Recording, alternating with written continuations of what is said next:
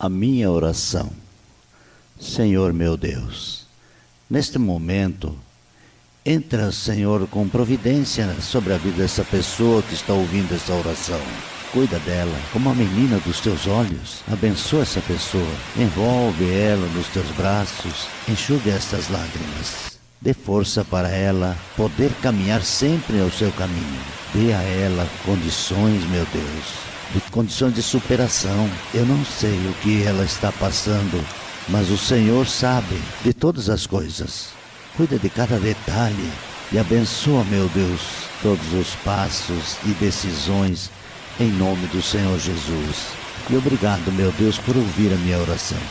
Eu te agradeço, Senhor, por tudo, pela vida dos meus filhos, meus irmãos, tantos físicos como carnais e amigos.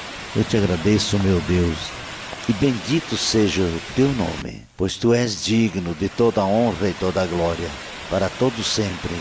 Amém.